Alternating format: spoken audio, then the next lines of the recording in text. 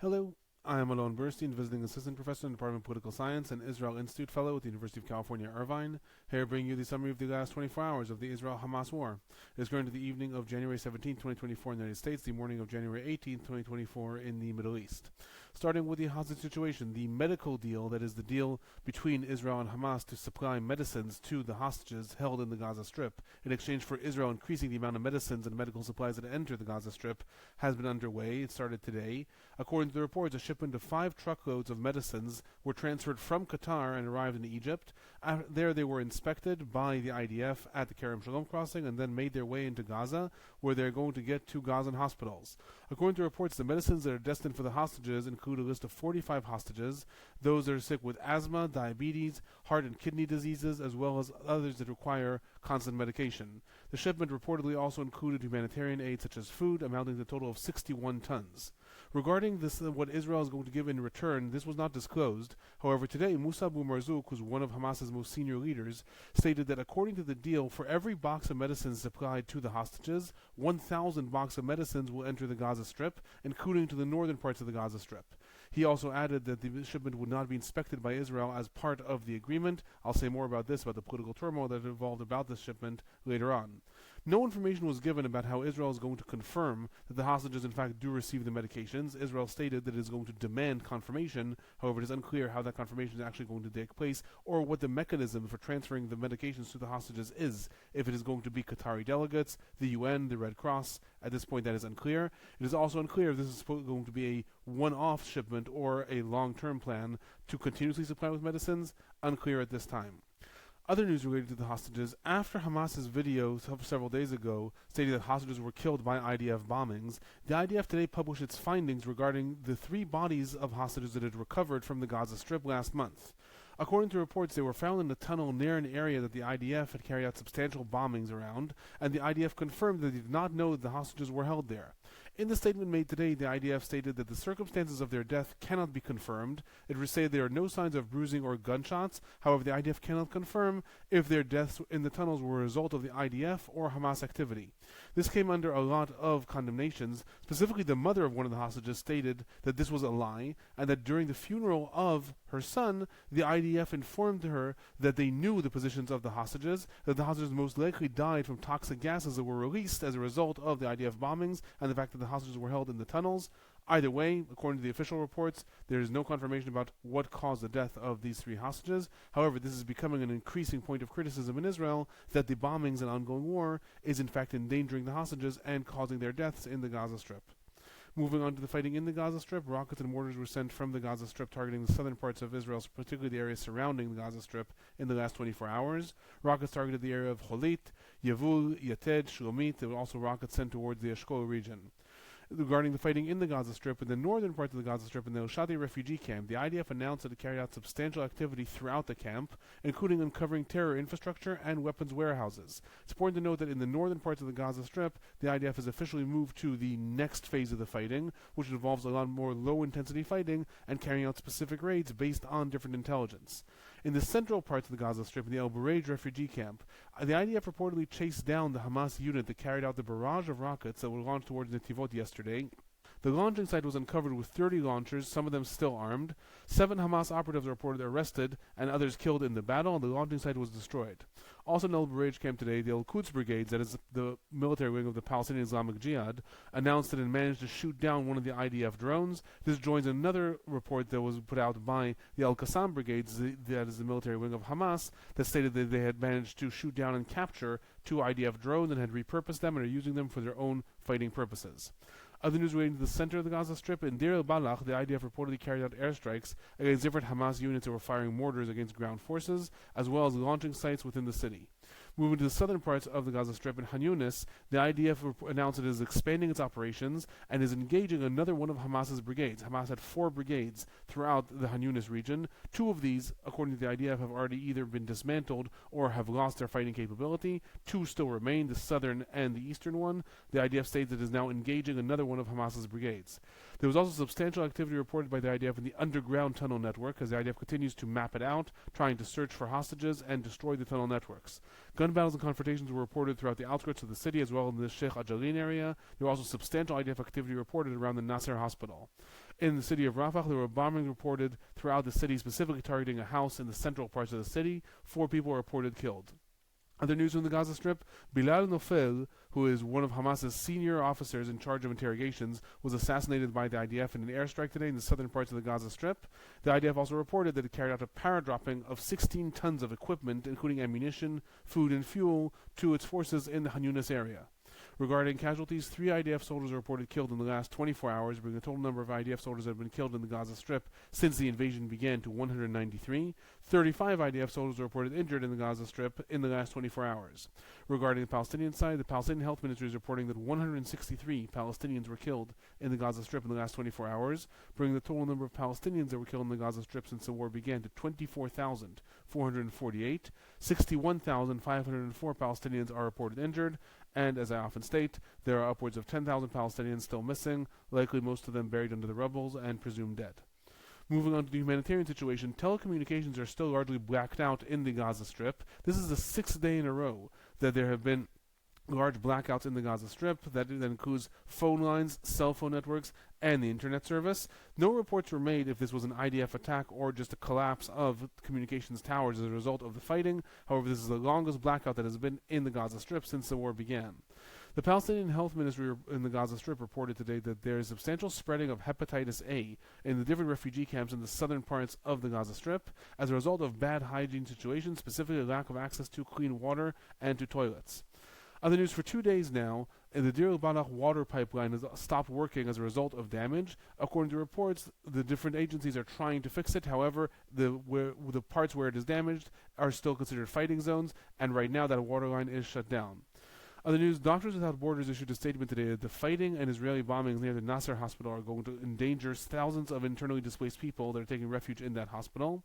Regarding the entrance of aid trucks to the Gaza Strip, in addition to those 5 aid trucks as part of the medical deal, the IDF reported 208 aid trucks carrying food, water, medical equipment, and shelters entered the Gaza Strip in the last 24 hours. The United Nations put this number a little higher, reporting 225 aid trucks that entered in the last 24 hours. The disparity between these could be different times that they were reported, or it could be that some included those trucks as part of the medical deal and some not. Either way, between 208 and 225 aid trucks entered the Gaza Strip in the last 24 hours. Moving on to the West Bank, substantial IDF activity was reported in 2 different areas, specifically in Tulkarem and in the Balata refugee camp near Nablus. In the Balata refugee camp, the head of terror infrastructure in the camp, Abdallah Abu Shalal, was assassinated in a drone attack the IDF carried out against his car, killing him and 3 other terror operatives along with him. According to reports, the IDF staged the operation in Balata in order to lure him out, carrying out a routine activity in the city until he and his unit came out in order to engage the IDF. A total of 5 Palestinians were killed in the IDF activity in Balata refugee camp, and 10 were arrested. According to Al Jazeera, 3 of those arrested were medical workers. In Tulkarem, the IDF raided different parts of the city, uncovering substantial weaponry and roadside bombs. Major confrontations are reportedly erupted, and 1 IDF soldier was injured badly during these confrontations. According to different reports, 6 Palestinians were killed as part of these confrontations, and 7 were arrested, and several more were injured. According to different reports also, the IDF used aerial attacks in Tulkarem as well. This is becoming more routine in these raids that occur in the West Bank. Other IDF activity was reported in the Bani Naim area in Hebron. 1 Palestinian was arrested in that area. Moving on to the northern parts of Israel, southern parts of Lebanon, there were substantial rockets sent from Lebanon targeting various areas of the northern parts of Israel today. Several barrages targeted the western Galilee, areas such as Rosh Nikra. There was also a direct hit in Metula. Rockets also were sent towards the areas of Achziv, Batzat, as well as Shlomi. Other rocket barrages towards Ramon Naftali and Shushan. RPG missiles were sent towards Hardov, and there were also drone alerts throughout the upper Galilee in several different rounds. Hezbollah also claimed responsibility for at least 3 cross-border incidents that occurred. These are usually shooting against different IDF outposts. Regarding the barrage to western Galilee, importantly, Hamas in Lebanon claimed responsibility for one of those barrages of at least 20 rockets, stating that it was a retaliation to the assassination of Salah al-Aruri in Lebanon. Regarding IDF retaliations, the IDF reported that it managed to attack the unit that was launching rockets against Rosh Nikra. Other retaliations are reported against different infrastructure and Hezbollah targets in the villages of Yarun, Hula, Ita Sha'ab, as well as Adaharia, which was attacked with artillery as well. In Lebanon, there were also reports that 1 person was killed and 2 were injured in an IDF attack in the Al-Khalila village that occurred throughout the day. Other news, in a CNN interview today, Iranian Foreign Minister Hussein Amir Abdullahian stated that Hassan Nasrallah, the leader of Hezbollah, had told him that if the war in Gaza stops, then the fighting elsewhere, specifically in the northern parts of Israel, southern parts of Lebanon, will stop as well. This is important because, again, what we're seeing is Hezbollah is continuously sending the messages while we're seeing this ongoing spiral and escalation and what looks like almost an inevitable war between Israel and Hezbollah. There's still these messages being sent that if the war in Gaza stops, Hezbollah is willing to stop the war. Hezbollah is not looking to engage in an all-out war with Israel right now. However, despite this, these ongoing rocket launches are happening, and the spiral is continuing. Hezbollah announced the death of another operative that occurred today, bringing the total number of deaths of Hezbollah operatives that Hezbollah has claimed have died in the war so far to 162. The IDF is claiming that number is much higher. Moving on to the regional developments. In Syria, El Miadin reported that the U.S. base Himo was attacked with drones in Syria. No report was made by the United States and no group claimed responsibility. We'll likely find out more about this in the coming days. On the Yemeni side, the Houthis reported that they attacked a U.S. ship with nautical missiles today. UK MTO and U.S. Central Command confirmed that a ship belonging to the United States or to a U.S. business was attacked off the coast of Aden, stating that it was hit with drones and lightly damaged and continued on its course. Other news, the U.S. announced that its military carried out attacks against a Houthi missile launching site throughout the last 24 hours, destroying 14 missiles that were primed and ready to launch and were endangering different nautical activity in the area. Political news, the Houthis have been officially redesignated a foreign terror group by the United States. This allows the United States, on the one hand, to mount a lot more sanctions against the Houthis and also to gather more international forces and also to gather the UN Security Council against the Houthis, on the one hand. On the other hand, this is also going to complicate matters when it comes to the function of different aid organizations in Yemen, since officially the United States cannot cooperate with any organization that is designated a foreign terror group. That is the reason the Houthis were originally taken off the list. Right now they have been reinstated. However, after they were reinstated, the United States also put out a message saying that if they change their activities and shut down all of their threats against different nautical activities, they can also in the future be removed. Moving on to some of the political and general developments in the last 24 hours. There's major political upheaval in Israel as a result of the medical deal, specifically as a result of the ongoing friction between Prime Minister Netanyahu and his defense minister Gallant and different members of the security establishment, specifically about Prime Minister Netanyahu's seeming attempts to take credit for this deal while sidelining others. So what happened is the Prime Minister's office put out a statement already on Friday taking credit for the deal without informing the defense minister, and while the Mossad was still negotiating. According to a report that came out today, that public taking credit before the deal was actually signed forestalled the deal by at least 3 to 4 days. Today, Prime Minister Netanyahu again claimed personal responsibility for the deal, saying that he ordered the Mossad to carry out the deal. Later in the day, however, after Musa Abu Marzouk, one of the leaders of Hamas, announced that part of the deal was that trucks would not be inspected, this caused major political turmoil in Israel. At first, Prime Minister Netanyahu's office denied this was part of the deal. After that, it said that it was a part of the deal that was approved by Netanyahu. However, that Netanyahu did not actually look at the details of the deal, that he left that to the military. The military establishment, in turn, stated it was not consulted about the deal and did not know anything about how the trucks were going to enter or not. Eventually, Prime Minister's office ordered the military to inspect the trucks, and the trucks were in fact inspected in the Kerem Shalom crossing before they entered. However, later reports also stated that Defense Minister Gallant himself was informed about the details of the deal by the Hamas announcement, and this is very indicative of the way the war cabinet is being run these days. Other political news that may be related to this political turmoil: in an attempt to bolster Israel's government, reports came out today that the Likud has been offering two opposition parties, Yesh Atid and Israel Beitenu, to join the coalition and the war cabinet, on the condition that they not resign from the government after the war and not discuss elections while they are in government. Both parties reportedly refused. Other political news: Iraq today called for a convening of an emergency summit of the Arab League following Iran's attack in Erbil several days ago.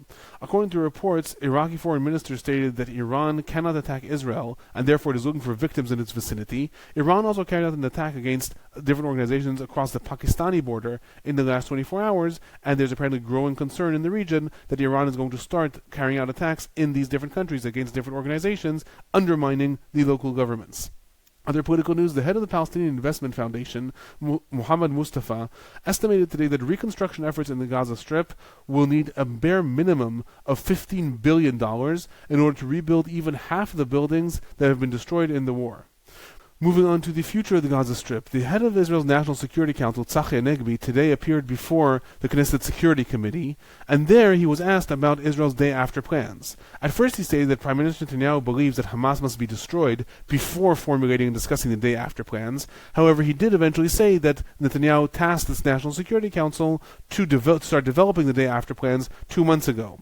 Asked about what the plans involve, Hanegbi refused to comment and stated that they are going to be presented to Cabinet first. He also added that they started to be presented to Cabinet last week and will be presented to Cabinet in the near future.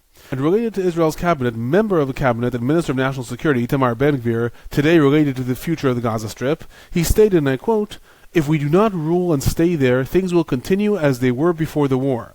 Everything is ours in the Gaza Strip. I think the solution for those civilians is to encourage their immigration, and I think that if we win decisively, we can create solutions also with the government of Scotland, who I saw really wants them, or other governments."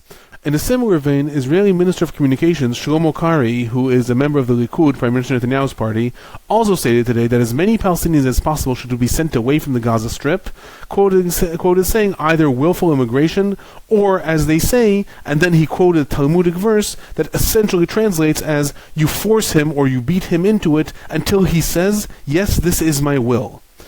Other news related to the future of the Gaza Strip. According to a report in NBC today, the Biden administration has begun working on a bypassing Netanyahu plan for the future of the Gaza Strip. The report states that during Secretary of State Antony Blinken's tour of the Middle East, he heard from Saudi Arabia and other Gulf countries that they would be willing to support a new Palestinian government and invest in rebuilding Gaza if this was part of a political plan for a future Palestinian state. It was also added that Saudi Arabia added the idea of normalization with Israel as a way to sweeten the deal, that this would be part of a package deal. Reportedly, when this was presented to Netanyahu by Secretary of State Blinken, Netanyahu refused on that principle that there will be no Palestinian state. And following his rejection, Secretary of State Blinken stated that Netanyahu has to come to terms with reality that there is no military solution for Hamas, and that without a political deal, history will simply repeat itself. According to the reports, the Biden administration began working on these plans to bypass Netanyahu, and has even started to talk officially and unofficially with other political leaders in Israel, including members of opposition, about formulating a future plan for the Gaza Strip. And the NBC report states a quote from an official in Biden's administration saying Netanyahu won't be there forever, i.e. the Biden administration is starting to plan, as far as it's concerned, what is going to be the day after plan, despite Netanyahu's refusal to actually formulate such a plan. That is my report for the last 24 hours. I'll be back tomorrow.